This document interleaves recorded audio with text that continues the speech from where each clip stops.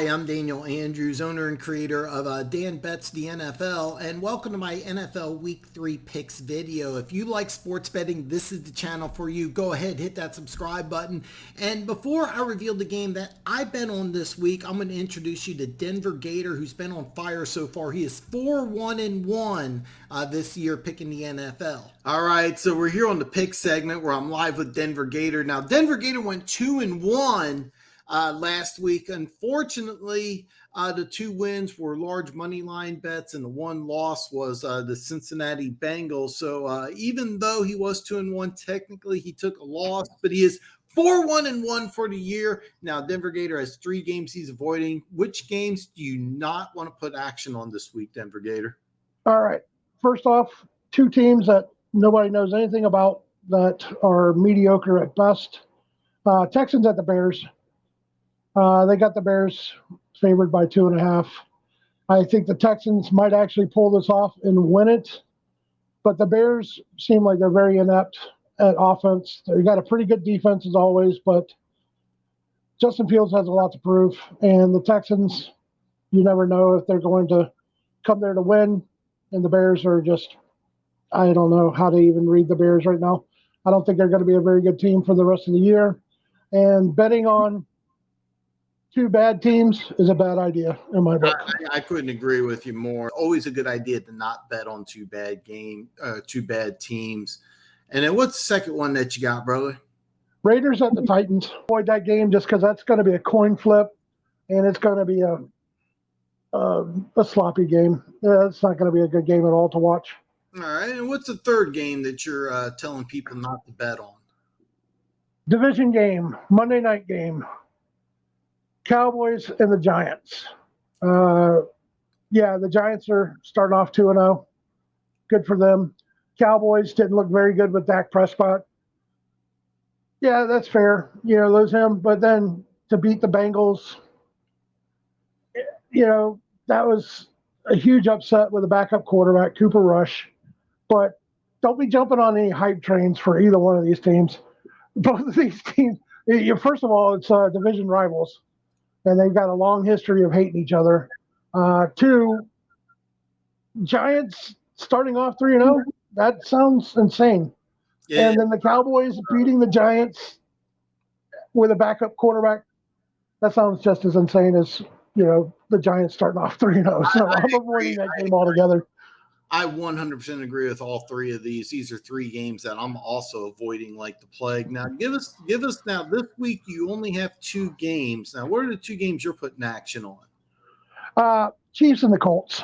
I don't know where the betting line thinks that, the Colts can compete. Started off at 6.5.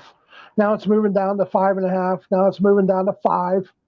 I don't know what the bettors or the sharps are seeing on the Colts, but they got blown out of the water down in Duval, just embarrassed. And the Colts are not starting off. They had to tie with the Texans for crying out loud in the first game. That is a game that you should win. You should at least be competitive against the Jags. And now you're going to go up against Patrick Mahomes and Andy Reid. Get out of town. I'll pick that all day long. I don't care. They moved that up to plus 12. The Chiefs are going to destroy the Colts in an embarrassing way. I agree. It's not even fair. I agree completely. And don't forget the Chiefs played on Thursday night, so they get a few extra days of rest to prepare. So I also like Kansas City. And then you have another game that you like. I like this game, and I was going to save it for one of my upset picks, but I really don't think it's an upset. It's an upset by spread and score, but I actually legitimately think the Packers are going to go into Tampa and beat them. The line started off around 3.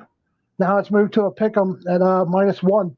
So somebody somewhere is seeing something. Tampa's decimated with offensive injuries. They've got a great defense. Will Tampa be able to stop the Packers' run? Probably, but Tampa's not going to really be able to score on the Packers' defense. They got Evans out, they got Julio out, they got Godwin out. they haven't been scoring with those guys in the games. So I'm thinking Tampa might be up against the ropes for the next couple of weeks, and Packers might just want to make a statement and go in there and not only win, but might actually win by a hefty number. So getting them as, -1, moved from 3. Yeah, I actually am not picking this as an upset. I actually think the Packers in Tampa might have been given the wrong kind of spread. So I think the Packers are going to go into Tampa and win handily.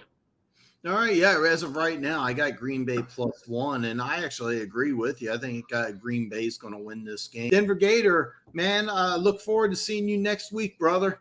Take it easy, Dan. We'll see you guys next week. Before I reveal the game that I actually put action on, I'm going to give you 3 games that I like that I'm kind of watching and may decide to put some action on very early Sunday morning. First off, Houston +3 at Chicago. I think Houston's going to win outright, but I'm not betting on the game. I kind of just want to watch this game, see how it pans out. But I do like Houston to win this game, so if I can get 3 points, it makes sense. The Saints are a 2.5-point favorite at Carolina. The problem is Ryan Ramczyk, Marcus May, Taysom Hill, Jameis Winston, Alvin Kamara, all questionable. I'm going to check the injury report. If all 5 are playing and I can still get 2.5, I'm taking that all day long. And Jacksonville at the Los Angeles Chargers. Keenan Allen and Justin Herbert look like they're going to be game time decisions. The line was -7. It dropped to -3. It's right now at 3.5. If both these guys are going to play, I like the Chargers to cover. Now I'm going to reveal the game I actually put some action down on. Now I took Kansas City and I made 2 bets. I'm using a strategy called hedging your bet. And what it is that I took the Chiefs money line. I made a $100 wager, as you can see here. And the money line is a negative 265. So the $100 wager pays out $38. Now the bet hedge that I made is that I took the Chiefs to cover 5.5 at just $25. So that bet will pay me, as you can see here, $22.25. So if the Chiefs win and cover, I'll win a grand total of $60.25. But if they win and just don't cover the 5.5, I still win $15.75. Hence hedging my bet. Now, if the Chiefs do lose this game, I'm going to be down or out $125, but I feel extremely confident about this game. And I think the Chiefs will win handily, so I put my money where my mouth is. Now, tune into my main YouTube channel, Dan Talks Football, where I go live every Wednesday and Friday, 7 p.m. Central Standard Time. On the live stream, all questions are answered and anything goes. And if you haven't already, hit the subscribe button for this YouTube channel, and I will see you next week.